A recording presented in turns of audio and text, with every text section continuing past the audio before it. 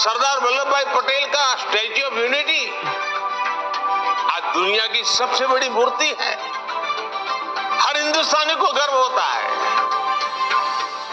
और कुछ राजनीतिक दल चुनाव के समय तो सरदार साहब को याद कर लेते हैं, लेकिन आज तक इनका एक भी बड़ा नेता स्टैच्यू ऑफ यूनिटी में जाकर के सरदार साहब की इस भव्य प्रतिमा के न दर्शन किए न उन्हें नमन किया। अभी आप सुन रहे थे हमारे प्रधान सेवक को सरदार वल्लभ भाई पटेल के बारे में कुछ कह रहे हैं। Statue of unity Sardar Patel की मूर्ति का नाम है, जो दुनिया की सबसे ऊंची मूर्ति में शुमार की जाती है, जिसकी ऊंचाई 182 मीटर है, जिस पर हर हिंदुस्तानी को गर्व है। प्रधानमंत्री मोदी का आरोप है कि आज तक विपक्षी पार्टियों के नेता इस मूर्ति का न दर्शन करने गए हैं और न आज तक इनका नमन किया है।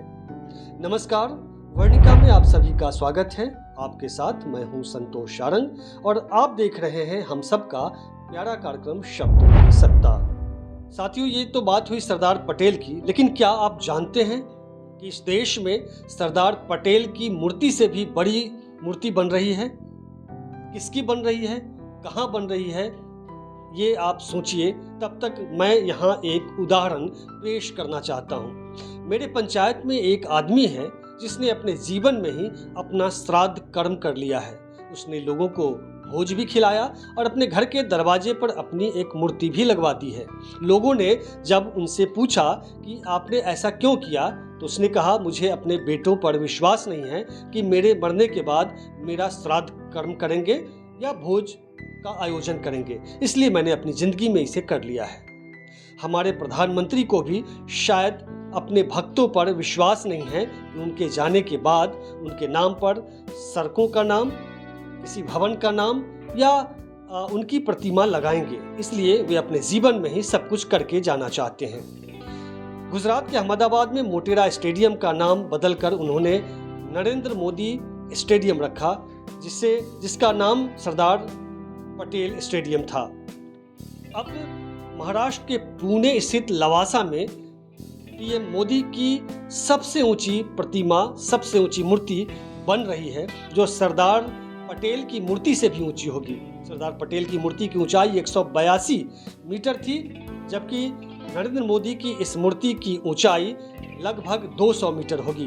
तब दुनिया की सबसे ऊंची मूर्ति नरेंद्र मोदी की हो जाएगी, जो विश्व रिकॉर्ड होगा, और सरदार पटेल की मूर्ति दूसरे स्थान पर शायद आ जाएगी।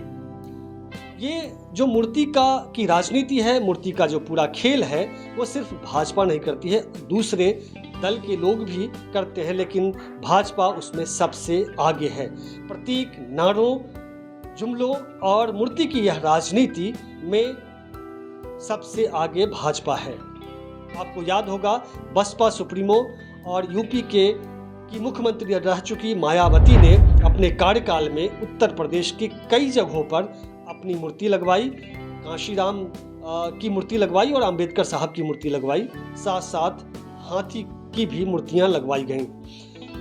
मायावती के इस मूर्ति प्रेम को लोगों ने आत्ममुग्धता कहा था। एक वकील ने सुप्रीम कोर्ट में जनहित याचिका दायर कर इसे जनता के पैसे का दुरुपयोग बताया। तब यह विवाद काफी चर्चा में, सुर्खियों में यह आया था। लेकिन आज जब मोदी जी का यह मूर्ति प्रेम सामने आ रहा है, तो कोई बोलने को तैयार नहीं है। भाजपा और दूसरे दलों के नेताओं में अंतर यह है कि भाजपा सिर्फ मूर्ति की राजनीति करती है। जिनकी मूर्ति बनवाती है उनकी विचारधाराओं से उसको कोई मतलब नहीं होता, बल्कि जो भाजपा की जो विचारधारा है वो सरदार पटेल की विचारधारा के बिल्कुल विपरीत है। जबकि विपक्षी दलों में जैसे मायावती ने कांशीराम की मूर्ति बनवाई, अंबेडकर साहब की मूर्ति बनवाई, तो उनकी विचारधारा को वो फॉलो करती है। कांग्रेस जब गांधी की मूर्तियां लगवाती है तो उसके बड़े नेता गांधी की विचारधारा को भी फॉलो करते हैं। लेकिन जब भाजपा सरदार पटेल या बाकी दूसरे अंबेडकर साहब उनकी मूर्तियां लगवाती हैं, उनकी बातें करती हैं, तो सिर्फ बातें करती हैं, मूर्तियां लगवाती हैं, उनकी विचारधारा से उनका दूर दूर तक कोई नाता नहीं होता है। चलिए हम इस कॉन्टेक्स्ट में देखते हैं, इस संदर्भ में देखते हैं कि सरदार पटेल ने हिंदुत्व को लेकर, भाजपा की जो विचारधारा है उसको लेकर क्या कहा था। सरदार पटेल ने फरवरी 1949 में हिंदू राज यानी हिंदू राष्ट्र को एक पागलपन भरा विचार बताया था और 1950 में उन्होंने अपने श्रोताओं को संबोधित करते हुए कहा, हमारा एक धर्मनिरपेक्ष राज्य है, यहाँ हर एक मुसलमान को यह महसूस करना चाहिए कि वह भारत का नागरिक है। यदि हम उसे ऐसा महसूस नहीं करा सकते तो हम अपनी विरासत और अपने देश के लायक नहीं हैं।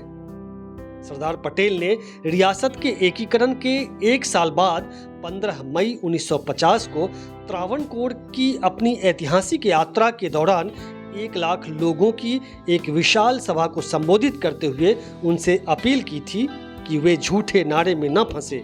हिंदू धर्म खतरे में है का मुद्दा वहां के लोगों के एक वर्ग ने उठाया है। उन्होंने उन्हें आश्वासन दिया कि भारत में हिंदू धर्म कभी खतरे में नहीं पड़ सकता। क्या भारत के प्रधानमंत्री नरेंद्र मोदी सरदार पटेल की इस विचारधारा को भी फॉलो करते हैं या अमल में लाएंगे या सिर्फ मूर्तियां ही बनवाकर अपनी पीठ थपथपाएंगे?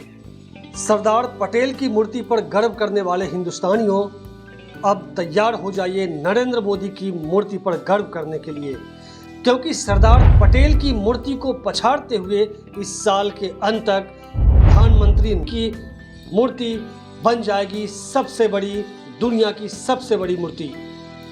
तो दीजिए इजाजत, फिर मिलते हैं अगले एपिसोड में, तब तक के लिए नमस्कार।